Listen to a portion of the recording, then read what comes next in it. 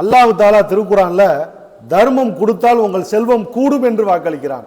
ஆனால் சைத்தான் உங்க தர்மம் கொடுத்தா உங்கள் செல்வம் குறையும் என்று நம்மளை அச்சுறுத்துகிறான் அப்படின்னு ஒரு கருத்துப்பட ஒரு வசனம் இருக்குது. அந்த அடிப்படையில் ஒவ்வொரு முறையும் தக்வா மஸ்ஜித் சேவைக்குழு சார்பா இந்த அன்புச்சோறு ஊர் விருந்து அப்படிங்கிறத தொடர்ந்து ஒவ்வொரு பள்ளிவாசல் மூலியமா கொடுத்துக்கிட்டே வரோம். உண்மையிலேயே இந்த சாப்பாடு 350 சாப்பாடு இன்னைக்கு பள்ளிவாசல்கள் மூலமாக ஏழை எளியோருக்கு போகுது. ஆனால் அதில் யாராவது ஒருவருடைய துவா கபுலானா கூட இந்த கொடுத்தவங்களுடைய ஹாஜத்து நிறைவேறும் அப்படிங்கிறதுக்கு ஒரு சின்ன டெஸ்டிமோனியல், ஒரு சாட்சி தான் இன்னைக்கு அண்ணன் சொல்ல போறது. இது போன முறை அவர் அன்புச்சோரை யதார்த்தமாக கொடுங்கன்னாரு, மனசுக்குள்ள ஒரு ஹாஜத் வச்சிருந்திருக்காரு. அது எந்த அளவுக்கு நிறைவேறுச்சுன்னு இப்போ அண்ணனே சொல்லுவார். சொல்லுங்க ஆஜர். அஸ்ஸலாமு அலைக்கும். கடந்த 2 மாதத்துக்கு முன்னாடி அன்புச்சோறு நம்ம மஸ்ஜித் சேவைக்குழு மூலிமா கொடுத்தோம். ஒரு நியத்துக்காக வச்சு அதனுடைய இதுக்கு நம்ம கொடுத்தோம்.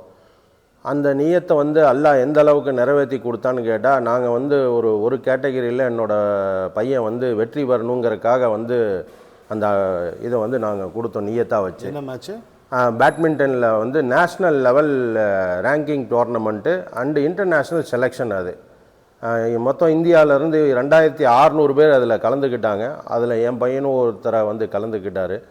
அந்த 2600 பேரில் 3 கேட்டகரி விளாட்லாம். ஒரு பையன் அதிகபட்சமாக 3 கேட்டகரி விளாட முடியும். 3 கேட்டகரியுமே விளாண்டார். அதில் ஏதோ ஒன்றில் அவர் வெற்றி அடைஞ்சு இன்டர்நேஷ்னலுக்கு செலக்ட் ஆகி அவர் இந்தியாங்கிற அந்த பேட்சை போட்டு அவர் ஆடணுங்கிறது அவரோட சிறு வயசுலேருந்து கனவு. 8 வயசுலேருந்து அவர் ப்ராக்டிஸ் பண்ணிகிட்ருக்கார். இப்போ 13 வயசு ஆகுது. ஒரு 6 வருஷமாக கடுமையான உழைப்பு அவர் பண்ணிகிட்ருக்கப்போ அந்த நீயத்தை நிறைவேறணும்னு எங்கள் மனசில் வச்சு அந்த அன்புச்சோரை கொடுத்தோம். அல்லாஹ் அந்த நடைபெற்ற போட்டியில் அவர் 3 கேட்டகரியிலையுமே கோல்டு மெடல் அடித்து இந்தியாவிலேயே ஃபஸ்ட்டு கோல்டு மெடலிஸ்ட் இன் 3 கேட்டகரிங்கிற ஒரு வெற்றியை ஒரு வரலாற்று சிறப்பான வெற்றியை அல்லாஹ் எங்களுக்கு கொடுத்தான். கனவுலையும் கூட நினச்சி பார்க்க முடியாத ஒரு வெற்றி. இந்தியாவே அவனை திரும்பி பார்க்குற ஒரு நிமிஷத்தில் அவனுடைய இதை அல்லாஹ் மாற்றிட்டான்.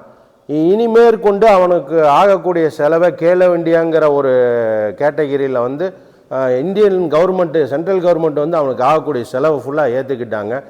இன்றைக்கி 3 கேட்டகரிக்கு அவன் இன்டர்நேஷ்னலில் சைனாவில் இந்தியாவுக்காக ரெப்ரசன்ட் பண்ண போகிறான் வர செப்டம்பரில்.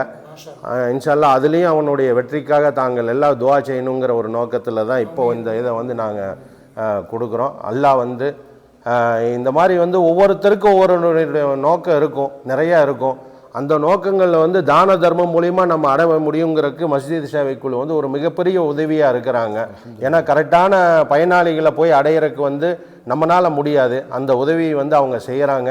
இந்த சேவை செய்யக்கூடிய அனைவருக்கும் அல்லாஹ் இதுக்குண்டான நற்கூலியை தருமாறு கேட்டு என்னுடைய நேர செய்கிறேன். வாழ்க்கையில் ஜெயிக்கணும் அப்படின்னா நமக்கு ஒரு சில துவாக்கள் தேவைப்படுது. ஒன்று தாயுடைய துவா, தந்தையின் துவா, ஆசிரியரின் துவா, அடுத்தது ஏழைகளின் துவா. இது 3-4 கிடைச்சதுன்னா கண்டிப்பாக நபி ஸல்லல்லாஹு அலைஹி வஸல்லம் துவாவும் கிடைக்கும், அல்லாவும் கிடைப்பான். அதனால் இந்த மஸ்ஜித் சேவைக்குழு கண்ணை மூடிக்கொண்டு யாருக்கும் தர்மங்களை வழங்குவதில்லை. ஆய்வு செய்து உரிய நபர்களுக்கு, தகுதியான நபர்களுக்கு உங்களுடைய தான தர்மங்கள், அன்புச்சோறு எதை கொண்டு போய் சேர்க்கணும்னாலும் நீங்கள் தாராளமாக தக்வா மஸ்ஜித் சேவைக்குழுவை கான்டாக்ட் பண்ணுங்கள். அல்லது உங்கள் ஊரில் இருக்கக்கூடிய மொஹல்லாவில் மஸ்ஜித் சேவைக்குழுவை கான்டாக்ட் பண்ணுங்கள். ஒவ்வொரு மஸ்ஜிதில் இந்த மாதிரி போர்டு போட்டிருந்தா அங்கே மஸ்ஜித் சேவைக்குழு நடைபெறுகிறது என்பது உங்களுக்கு தெரிய வரும். அதன் மூலியமாக உங்களுடைய தான தர்மங்களை கொடுத்தால் அது சரியான நபர்களுக்கு கொண்டு போய் சேர்க்கப்படும். கண்டிப்பாக அவர்களுடைய துவா உங்களுடைய வாழ்க்கையின் வெற்றிக்கு வழிவகுக்கும். நன்றி, மகிழ்ச்சி. எந்த ஹாஜத்தில் கொடுத்தாங்களோ அந்த ஹாஜத்தை அல்லாஹ் நிறைவேற்றி தருவானாக.